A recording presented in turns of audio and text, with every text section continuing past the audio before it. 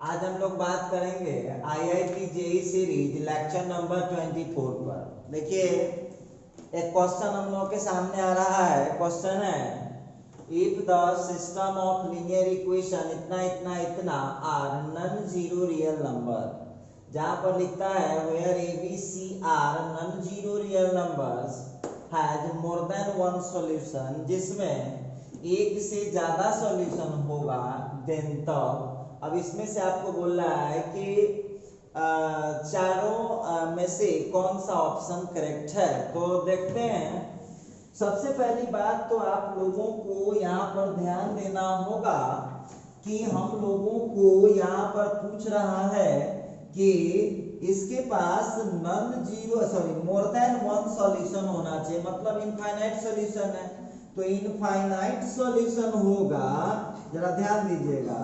तो यहाँ पर जो है, यहाँ तो क्लियर है कि यहाँ जो आप देख रहे हैं डिटर्मिनेंट, जो डेल्टा देख रहे हैं, डेल्टा क्या आएगा 2 2 3 3 माइनस 1 5 और फिर हो गया 1 माइनस 3 2।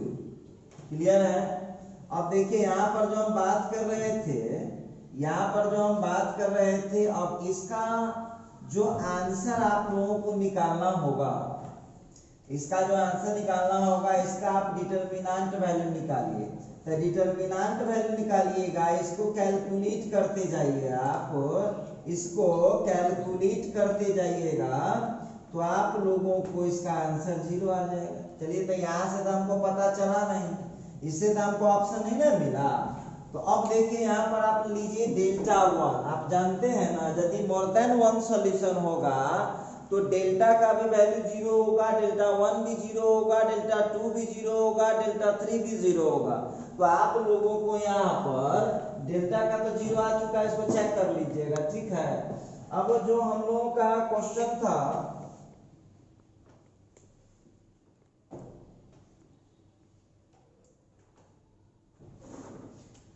अब उसी तरह से यहाँ पर करेंगे क्या हम लोग, जरा डेल्टा 1 का देखते हैं। तो डेल्टा 1 भी 0 होगा, इसकी गारंटी है। क्यों? जब यहाँ डेल्टा 0 आ गया तो अब हम डेल्टा 1 भी 0 कर सकते हैं। तो डेल्टा 1 में कौन होगा, x के लिए लिखाता है। तो आपको क्रेमर रूल में बताए थे ना, आप कह रहे थे, आप लोग कहते हैं कि जरूरत नहीं पड़ता है। तो क्रेमर रूल में बताए थे कि जो कांस्टेंट वाला टर्म होगा, जिसके लिए लिखिएगा उसके जगह फिट बैठ जाएगा। ठीक। इसके बाद y वाले को कुछ नहीं करना है, 2 माइनस 1 माइनस 3। z वाले को कुछ नहीं करना है, 3 5 2। इसको आप लोगों को 0 अब यहाँ पर लिखना पड़ेगा, सिंस सॉल्यूशन इज इनफाइनाइट। वो लिखता है कि इसका अनंत सॉल्यूशन है। तो जब अनंत सॉल्यूशन होता है तो आप क्या पढ़ के आए हैं, क्रेमर रूल से। तो क्रेमर रूल से डेल्टा भी 0 होगा, डेल्टा 1 भी 0 होगा, डेल्टा 2 भी 0 होगा और डेल्टा 3 भी 0 होगा। ठीक है। डेल्टा भी 0 होगा, डेल्टा 1 भी 0 होगा। इसके बाद जो है यहाँ पर इसको आप तोड़िए। ठीक है। इसको आप लोग एक्सपेंड कीजिए, एक्सपेंड कर लीजिएगा, जो आंसर आएगा वही आपका कर लीजिए। एक्सपेंडिंग बाय C1 कर लीजिएगा, यहाँ से आप लोगों से हो जाने वाला है। तो आप लोगों को वही आंसर आएगा। जब इसको आप एक्सपेंड करेंगे ना, जब आप इसको एक्सपेंड करेंगे तो आंसर आएगा b minus C minus A is equal to 0। इसका मतलब है कि इस क्वेश्चन का आंसर कौन सही है, इस क्वेश्चन का आंसर ए करेक्ट है। चलिए, बहुत आसान क्वेश्चन था, बहुत भारी नहीं था। और आप लोग अपना भी कुछ दिमाग खर्च कीजिए, जरूर बनेंगे, मेहनत से बनाइएगा तो बनेंगे। अब देखिएगा यहाँ एक और क्वेश्चन आ रहा है, लिखता है the number of values of theta. कह रहा है कि थीटा का वैल्यू बताइए for which the system of linear equation has non trivial solution. तो आप हमको बताइए non trivial solution non trivial solution, जब देखिए राइट हैंड साइड में कंप्लीट जीरो है ना, इसका मतलब है कि ये होमोजेनियस सिस्टम है। और जब ये होमोजेनियस सिस्टम है, जब ये होमोजेनियस सिस्टम है, तो हम कह सकते हैं कि इसका जो डिटरमिनेंट वैल्यू होगा वो जीरो हो जाएगा। तो एक्स का ले लीजिए, कितना आ रहा है 1 माइनस 1 साइन 3 थीटा, y का हो गया है 3 7 और 2 इज इक्वल टू 0। अब लिख दीजिए काला, क्योंकि सॉल्यूशन जो है, सॉल्यूशन क्या है, non trivial, non trivial solution यहाँ पर दे रखा है। देखिए सोचने समझने वाली बात है, ये नॉन ट्राइवियल सॉल्यूशन है। तो सॉल्यूशन जब नॉन ट्राइवियल होता है, जब सॉल्यूशन नॉन ट्राइवियल होता है तो डिटरमिनेंट क्या होता है, जीरो हो जाता है। तो चलिए भाई इसका डिटरमिनेंट आप तोड़िए, जितना फास्ट तोड़ सकते हैं। आपको थीटा का वैल्यू बताना है, तो आप लोग यहाँ क्या कीजिए, इसका डिटरमिनेंट वैल्यू फटाफट तोड़िए। जितना जल्दी आप तोड़ सकते हैं उतना जल्दी आप तोड़िए। 4 7 सीधे कीजिए ना, जितना जल्दी। हम क्या बोले, हम डायरेक्ट कर देते हैं, आप लोगों को आता है डिटरमिनेंट तोड़ने। अब 1 के लिए हो जाएगा 8 माइनस 7 इंटू कॉस 2 थीटा, और फिर -3 के लिए -2 और -7 साइन 3 थीटा, और फिर +7 के लिए हो जाएगा, +7 के लिए हो जाएगा minus cos 2 theta, plus 4 sine 3 theta equal to 0। देखिए अब आपके टैलेंट पे दिमाग डिपेंड करता है कि कितना फास्ट दिमाग आप रखते हैं, उतना जल्दी इसको आप तोड़ सकते हैं। 6 हो गया +21 साइन 3 थीटा, और फिर यहाँ का हो गया -7 कॉस 2 थीटा, और फिर हो गया +28 साइन 3 थीटा इक्वल टू 0। अच्छा एक बात हमको बताइएगा जरा, इसका हम कैलकुलेशन करके देखते हैं कितना आ सकता है, तो वक्त ही बता पाएगा। अब देखिए हम लोगों को जो यहाँ पर आ रहा है, जाते जाते मिलाते हैं, तो हम लोगों का आ गया है इधर 21 अब 28, तो कितना हो जाएगा, तब 49 साइन 3 थीटा, और -7 तब -14 कॉस 2 थीटा। कहीं कोई दिक्कत की बात नहीं है। फिर यहाँ पर देख रहे हैं, और 8 + 6 ये हो गया 14 इक्वल टू 0। 7 पूरा में कॉमन है, कॉमन कर दीजिए, तो 7 साइन 3 थीटा -2 कॉस 2 थीटा, और फिर हो गया 14 का हो गया 7 कॉमन लेंगे तो 2 हो जाएगा। अब देखिए आप लोगों को अब इसमें ट्रिगो का कुछ फॉर्मूला यूज करना पड़ेगा। ट्रिगो का आपको कुछ फॉर्मूला यूज करना पड़ेगा, तब जाके ये क्वेश्चन आपको सॉल्व होगा। तो यहाँ पर आप देख लीजिए क्या हम लोगों का हो सकता। तो आप लोगों को 11th क्लास की ट्रिगो में फॉर्मूला पढ़ाया हुआ होगा। साइन 3 थीटा का होता है 3 sine theta minus 4 sine cube theta. ठीक है, फॉर्मूला लगाइएगा तो जाकर के आंसर तुरंत मिलेगा।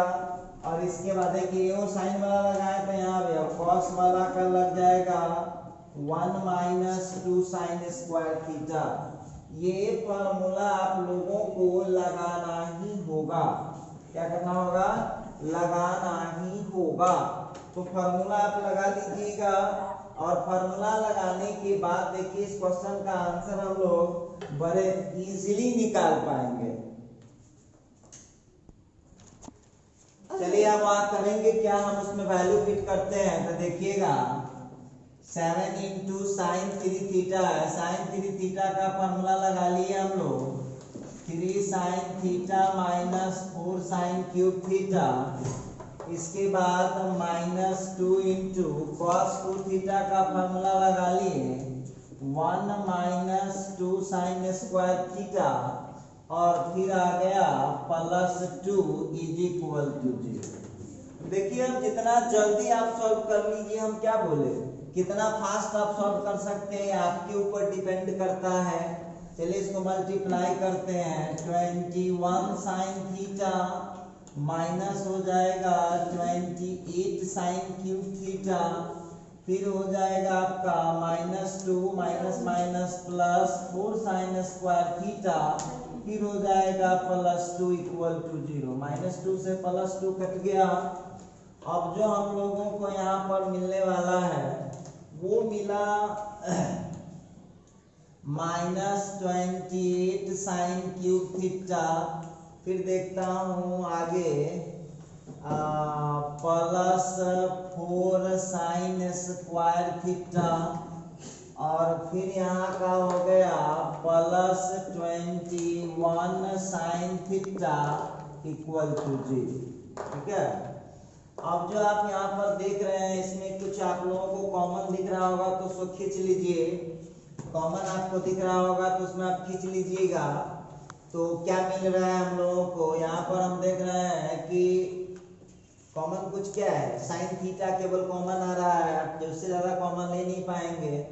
तो माइनस साइन थीटा आप जो है माइनस साइन थीटा कॉमन कर दीजिए तो हो जाएगा 28 sine square theta, 28 sine square theta, फिर हो गया -4 साइन थीटा, -4 साइन थीटा और फिर हो जाएगा यहाँ का +21 इज इक्वल टू 0।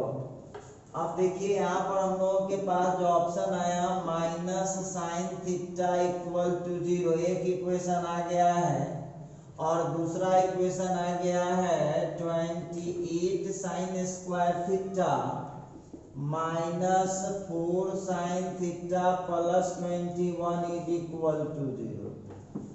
अब देखिए इसको आप लोग क्या कीजिए, इसको फर्स्ट इंटू लास्ट पर इसको तोड़िए। अब आपका ड्यूटी छोड़ देते हैं, देखिए और वो भी नहीं आता है तो अब थोड़ी ना फर्स्ट इंटू लास्ट नहीं टूट रहा है। तो यहाँ से आप लोगों को थीटा का वैल्यू 0 आ जाएगा और यहाँ से आप लोग तोड़ सकते हैं। देखिए और थीटा का वैल्यू आप लोगों को यहाँ से भी निकलेगा, साइन थीटा का जो वैल्यू आप लोग देख रहे हैं तो लगा दीजिए -b, तो minus of -4 plus minus b square, तो b स्क्वायर हो गया √b स्क्वायर, तो -4 का स्क्वायर -4ac, तो 4 × 28 × 21। ठीक है, अब यहाँ का हम लोगों को हो गया है बट्टा में 2 × 8। तो ये इसको घबराने से थोड़ी ना होगा। अब यहाँ पर हो गया sine theta is equal to, तो 4 प्लस माइनस ये 16 हो गया और उसको आप मल्टीप्लाई कर लीजिए, जो भी आ जाए, पता नहीं क्या आने वाला है। इसको हम मल्टीप्लाई कर लेते हैं,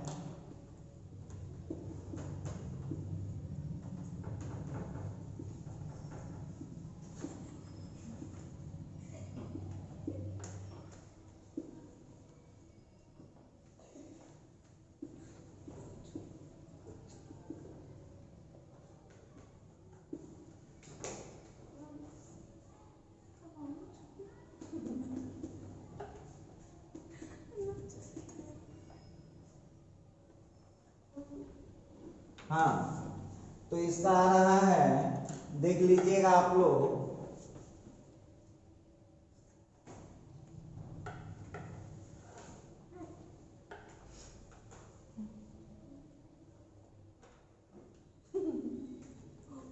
माइनस साइन थीटा हम लोग कॉमन लिए थे तो यहाँ -21 हो जाएगा। तो ये हो गया माइनस माइनस प्लस 1352 और नीचे का हो गया 56। ठीक है, अब जो हम यहाँ पर कैलकुलेट करेंगे तो ये हो गया हम लोगों का sine theta is equal to 4 plus minus. अब देख लीजिए, इसको जोड़ के चेक कर लेते हैं। 6 + 2 तो 8 हो गया, 1 + 5 तो 6 हो गया, फिर हो गया 3 और इतना हम लोग ले आए हैं 56।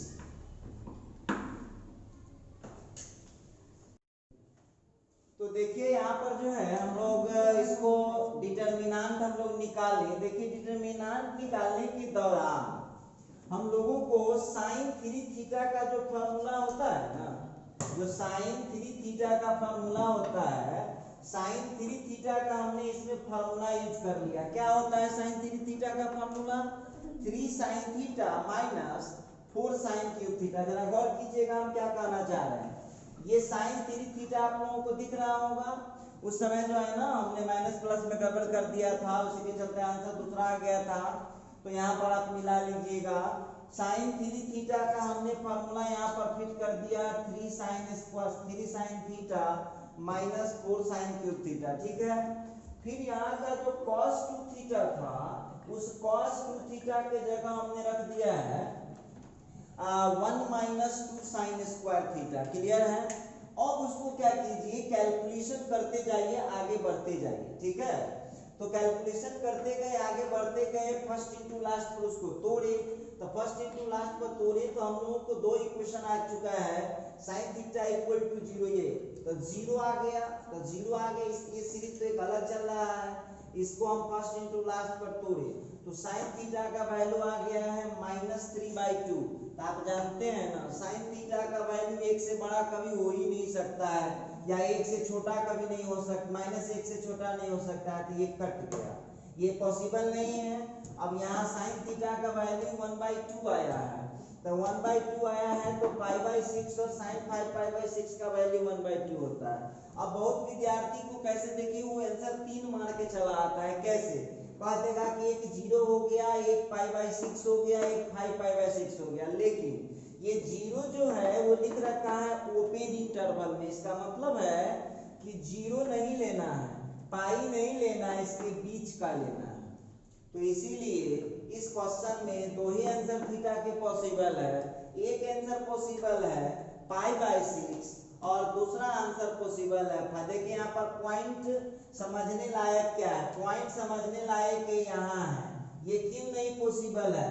तो साइन का वैल्यू आप लोग बताइए, पढ़े हैं 9वां 10वां 11th 12th सब में पढ़े 11th में, तो क्या कि साइन थीटा का कोई वैल्यू -3/2 होता है? नहीं, -√3/2 होता है, लेकिन सीधे 3/2 नहीं होता है। तो गलत हो गया ये।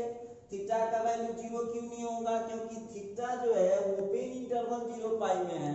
इसका मतलब क्लियर है कि थीटा का वैल्यू 0 और पाई के बीच वाला होगा, 0 पाई नहीं होगा। ठीक, इसलिए थीटा के 2 वैल्यू ही पॉसिबल है। अच्छा, तो देखिएगा एक क्वेश्चन आ रहा है, लिखता है if the system of equation इतना इतना इतना has infinitely many solutions. Infinitely many solutions का क्या मतलब है कि इसका अनंत हल है, इसका अनंत हल है। देख लीजिए, तो कहता है then beta minus alpha equals, तो बीटा माइनस अल्फा का वैल्यू क्या होगा? जरा गौर कीजिएगा, लिखा कि इसका इनफाइनाइट मेनी सॉल्यूशन है, तब बीटा माइनस अल्फा का वैल्यू क्या हो सकता है? तो आप क्या जानते हैं, जब इनफाइनाइट मेनी सॉल्यूशन होगा, पहले तो आप देख लीजिए यहाँ 2 रूल लगा सकते हैं, 2 रूल यहाँ पर लगा सकते हैं। ये अपने लिख दिया है कि इनफाइनाइट मेनी सॉल्यूशन है, तो क्रेमर रूल लगाइएगा तो जल्दी हो जाएगा।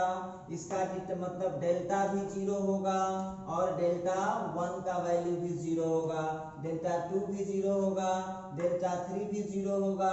फट से आप निकाल लीजिए, कौन बड़ा बात है, बहुत इजीली हो जाएगा। दिखाता हूँ, देखिएगा।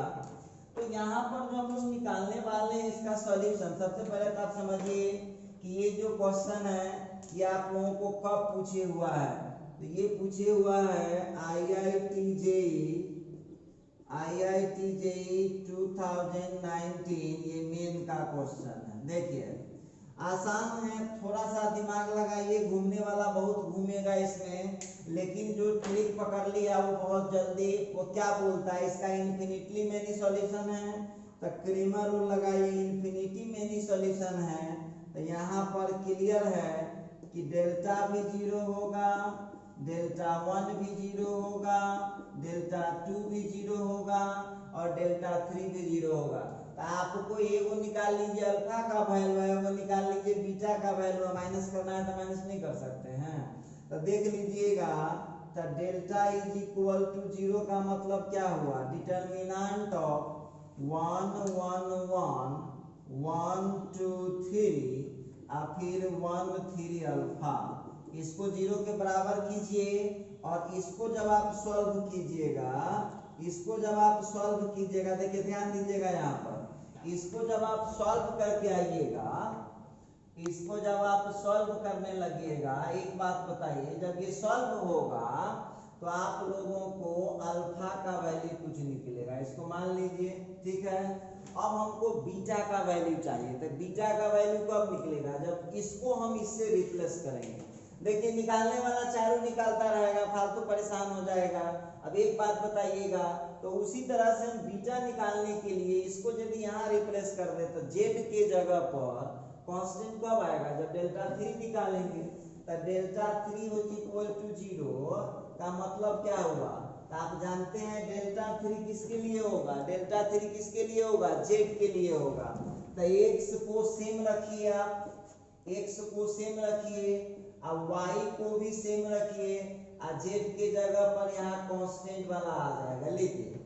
अब इसको जब आप कैलकुलेट कीजिएगा, इसको जब आप कैलकुलेट कीजिएगा तो यहाँ से आपको बीटा का वैल्यू मिल जाएगा, ठीक है, बीटा भी मिल गया।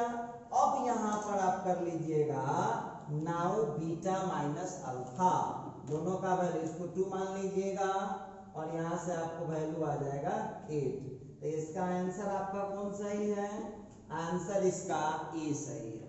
देखिए एक बार फिर समझ लीजिए, छोटी सी बात है, इन्फिनिटी मेनी सॉल्यूशन जब लिखा हुआ, इधर ध्यान दीजिए क्वेश्चन पर, तो यहाँ पर हम आपको रीजन बता देते हैं क्यों ऐसा हुआ है।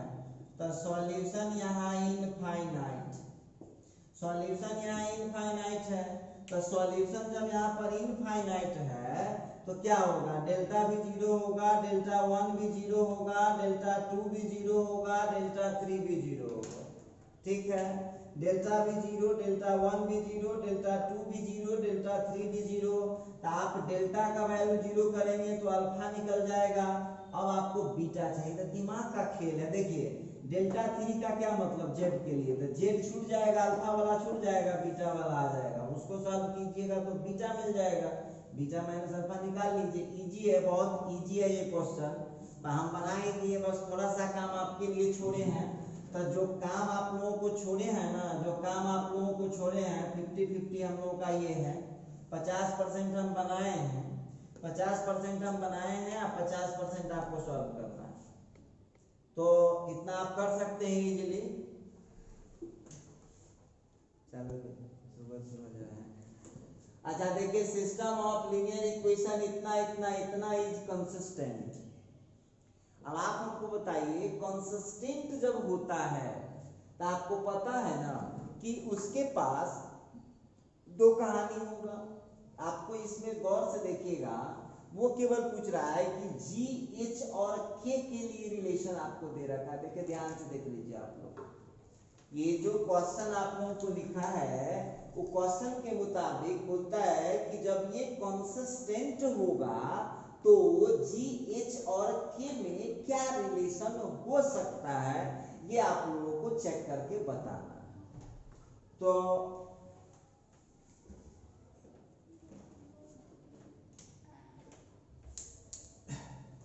अच्छा देखिए, तो आप लोगों को यहाँ पर कंसिस्टेंट जब लिखा है तो एक बात की तो गारंटी है, एक बात की तो गारंटी है कि एक्स वाई जेड जो आप लोगों को आएगा, एक्स देखिए इसका आप हिंट समझ लीजिए, बहुत इजी क्वेश्चन है, घबराने की जरूरत नहीं है।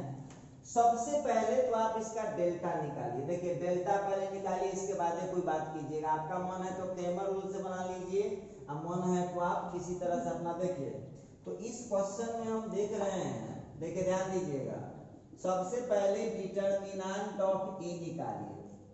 तो कितना निकल जाएगा, ये हुआ 1 माइनस 4 7, फिर हो गया 0, एक है नहीं 0, और 3, और फिर हो गया -5, और फिर यहाँ का -2, फिर यहाँ का 5, और फिर यहाँ का हो गया -9। ठीक, अब क्या कीजिएगा, इसको कैलकुलेशन कीजिए, कैलकुलेशन करना है।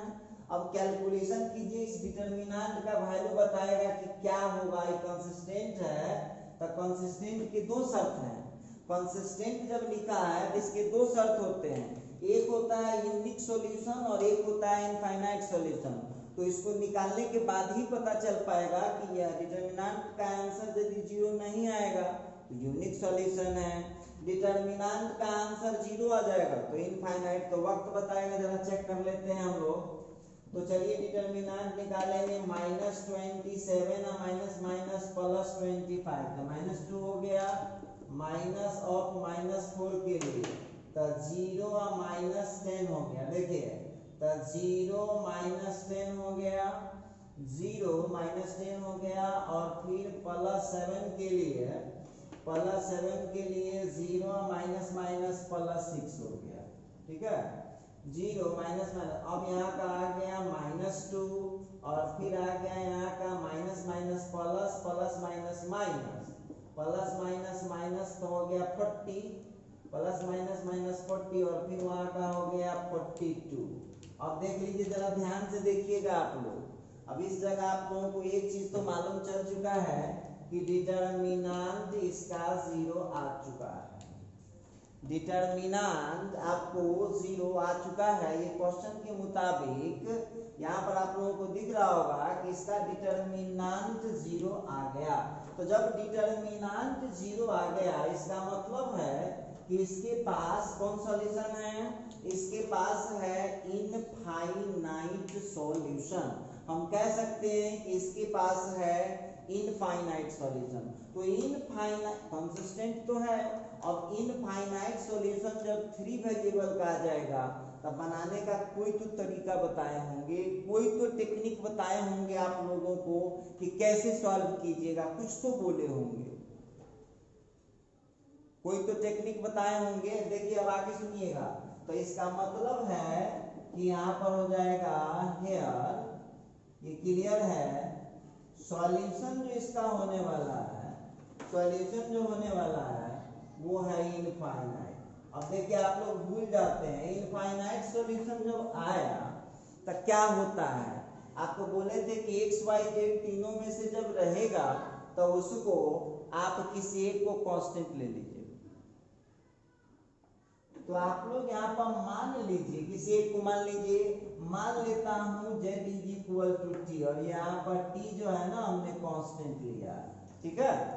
अब t तो हमने कांस्टेंट लिया। अब आप लोग अपना दिमाग यूज करके जितना फास्ट इसको बना सकते हैं, जितना फास्ट इसको बना सकते हैं उतना फास्ट इसको आप सॉल्व कर सकते हैं। जितना फास्ट आपका दिमाग काम करता है उतना फास्ट इसको कर दीजिए। तो चलिए दिखाते हैं, आसान है, कोई बहुत बड़ी बात नहीं है। x - 4y, देखिए इसको बनाने के कई सारे तरीके थे, ऐसा नहीं है, बनाने का है कई सारा तरीका। x - 4y आप +7z = g, ठीक है, एक हो गया। और इसमें आप क्या किए हैं, z के जगह पर क्या डाले थे, z के जगह पर t डाल रहे हैं, और दूसरा में यदि डाल दें तो हो जाएगा 3y -5 × t = h हो गया। अच्छा ठीक है, और तीसरा कितना हो जाएगा, -2x, जरा गौर कीजिएगा, -2x और +5y -9z, तो 9 × t = k। अब यहाँ पर हम फिट क्या किए हैं, z का वैल्यू t फिट किया, ठीक है। अब क्या कीजिए, देखिए अब आप लोगों को x y z का जो वैल्यू है उसको ला के फिट कर लीजिए। x y z का जो वैल्यू है उसको फिट कीजिए, आपका देखिए तुरंत रिजल्ट दे देगा। तो हम जैसे वहां पर हम बात करेंगे, देखिए ध्यान दीजिएगा, तो तो 2 से लेते हैं, फ्रॉम 2 से लीजिएगा तो 3y इज इक्वल टू हो गया h प्लस 5t। जरा गौर कीजिएगा, 3y इज इक्वल टू हो गया h प्लस 5t, और यहां से आपको y का वैल्यू आ गया h प्लस 5t/3। चलिए वो निकला। अब आप लोग देख लीजिए, z निकल चुका है, y निकल चुका है, अब बारी किसकी है, x का। तो चलिए 1 से ले लेते हैं, फ्रॉम 1, ठीक है, फ्रॉम 1 जो हम लोगों को मिला है, देखिए अब यहाँ पर हम लोगों को 1 से यदि उठाते हैं, x का वैल्यू हम लोगों को कितना आने वाला है, तो x माइनस 4 इंटू वाई के जगह पर h इंटू 5t/3, ठीक है, h into 5t/3 plus 7 into t is equal to g, ठीक है। अब यहाँ से सुन लीजिएगा, करना क्या है, आगे का काम समझ लीजिए, आंसर आ जाएगा, तुरंत आ जाएगा आंसर। अब इसको यहाँ से सॉल्व कीजिएगा, अधिकांश काम हम कर दिए, छोटा सा काम आपको छोड़े हैं। x का वैल्यू मिल गया, अब x का वैल्यू, अब उसमें से जो इक्वेशन आपको दिया हुआ है, 3 इक्वेशन आपके पास है ना, तीनों में से किसी में डाल दीजिएगा तो आंसर आ जाएगा। अब यहाँ देख लीजिएगा, आप लोगों को x minus 4y plus 7z is equal to G आया। देखिए गौर कीजिएगा, x के जगह यहाँ से डाल दीजिएगा इक्वेशन 5 से, y के जगह यहाँ से डाल दीजिएगा, z के जगह यहाँ से डाल दीजिएगा, इसका जोड़ घटाव कीजिए, तो जोड़ घटाव कीजिएगा तो वहां से आप लोगों को, वहां से आपको फट से आंसर वहां से प्राप्त हो जाएगा, वहां से आंसर तुरंत मिल जाएगा, ठीक है। एक तो ये उपाय हुआ, एक तो ये उपाय हुआ, दूसरा उपाय इसका देखिए, ये तो फर्स्ट सॉल्यूशन हुआ। अब मान लीजिए कि आप इसको ऐसे नहीं सॉल्व करना चाहते हैं, तो लिखिए दिया कि कंसिस्टेंट है, तो कंसिस्टेंट है तो पहले से फाइनल है कि आंसर निकलेगा, तो आप डायरेक्ट उसको एक्स वाई जेड निकालना शुरू कर दें। कैसे निकाल सकते हैं, देखिए अब हम ऑब्जेक्टिव बना रहे हैं, इसका सेकंड मेथड लगाता हूं, गौर कीजिएगा। अब आप लोगों के पास क्या है, 3y minus 5z is equal to h है। अब यहां से आपको y तो पहले ही निकल गया, लीजिए h प्लस 5z बाई में हो गया h प्लस 5z, और यहाँ से y का हो गया h प्लस 5z/3। चलिए ये हो गया आपका, ठीक। अब y का जो वैल्यू, बाकी दो इक्वेशन बचा हुआ दिख रहा है आपको, बाकी जो दो इक्वेशन बचा हुआ है, देखिए अब फिर आप अगला देख लीजिए स्टेप, आसान है। सवाल है x minus 4y plus 7z is equal to g। समझिए अब आप बनाएंगे नहीं, y का वैल्यू यहाँ से फिट कीजिए 1 से, ठीक, y का वैल्यू फिट कीजिएगा, इसको बढ़ते जाइए, इसका हो जाएगा इक्वेशन 2। अब दिमाग का खेल है, ये x में आंसर आएगा और ये z में आएगा, इसको सॉल्व कर लीजिएगा, तो यहाँ से आपको करना क्या पड़ेगा, e हो गया ऑल्सो। एक और समझिए, एक और है आपके पास माइनस 2x प्लस 5y। इसका बहुत सारा उपाय है, एक तो आपने ये उपाय देखा, कहेगा तो एक और उपाय इसका निकल जाएगा, तुरंत निकल जाएगा इसका उपाय। Minus 2x plus 5y minus 2x plus 5y minus 9z is equal to k। जरा गौर कीजिएगा, अब ये जो सवाल आप लोगों को दिखा, अब कुछ नहीं कीजिएगा, y का वैल्यू यहाँ से उठा लीजिए, यहाँ इक्वेशन 1 से, ठीक है, ये इक्वेशन 1 से y का वैल्यू उठाइएगा। अब इसको कैलकुलेट कीजिए तो ये xz का इक्वेशन आएगा, इक्वेशन 3 हो गया। अब इक्वेशन 3 हो गया, ध्यान दीजिएगा सब लोग, इक्वेशन 3 हो जाएगा। अब आपको करना क्या पड़ेगा, सॉल्व कर लीजिए 2 और 3 को, 2 और 3 को सॉल्व कीजिएगा तो x मिल जाएगा, z मिल जाएगा, x मिला और z मिल गया। समझ पा रहे हैं, x और z मिल गया। ध्यान दीजिएगा, वहां पर x और z जो आपको मिला, अब उसको आपको क्या करना होगा,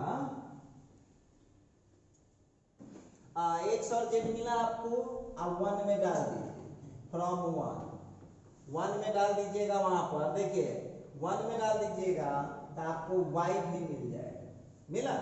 फ्रॉम 1 जब आप डाल दीजिएगा, वहां से x और z का वैल्यू डाल दीजिएगा, देखिए समझिएगा, आपको जो वैल्यू आएगा x और z का 1 में डालिएगा तो वहां से आपको y मिल जाएगा। और ये जो x y z का वैल्यू आया है वो तीनों में से किसी इक्वेशन में डाल दीजिएगा, तीनों में से किसी इक्वेशन में डाल दीजिएगा तब को आंसर आ जाएगा। तो ये था आपका दूसरा मेथड। ठीक, इस क्वेश्चन को एक और मेथड से बना सकते हैं। थर्ड मेथड देखिए कैसे बना सकते हैं, ध्यान दीजिएगा। तीसरे मेथड से भी बना पाएंगे। हम लोगों के पास क्या है, x minus 4y plus 7z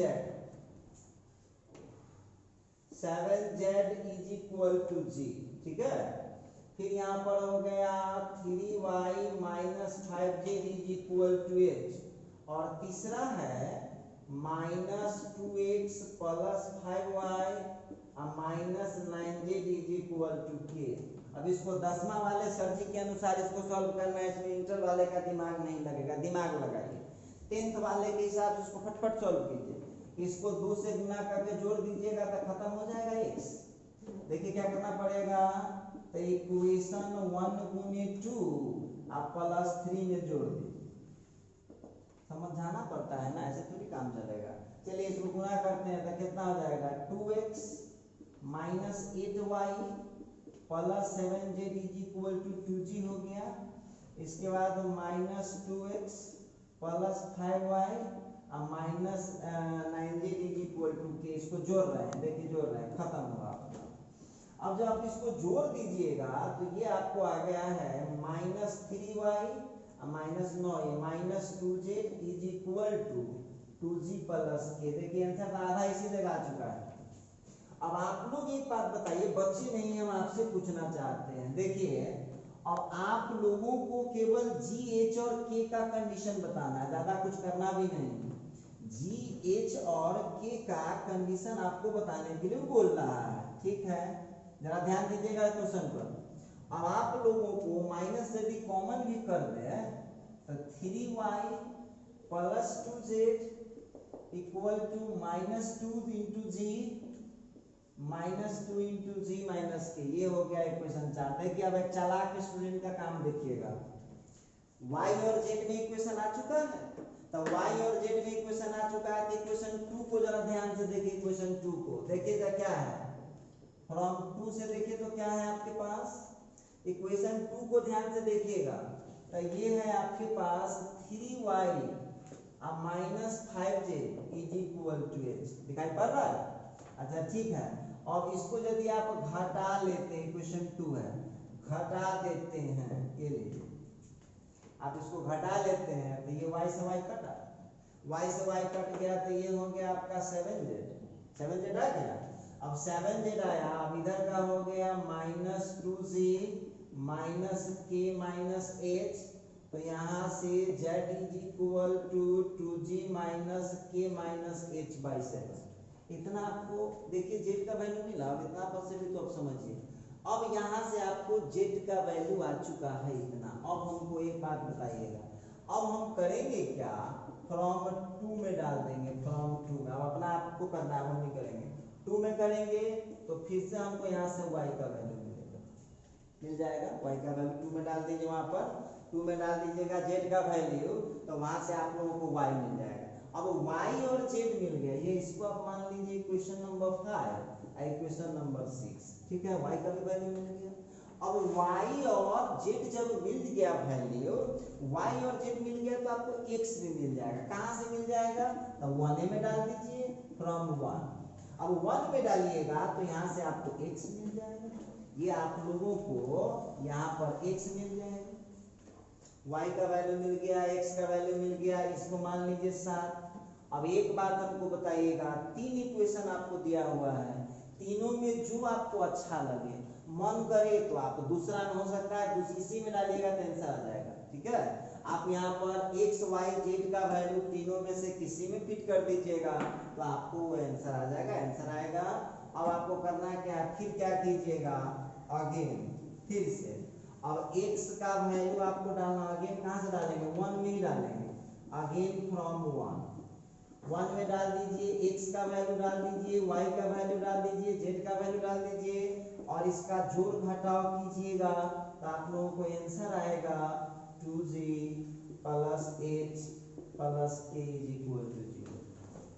तो बना सकते हैं इस तरह से। आपका जो आंसर आने वाला है वो आ गया आपका a।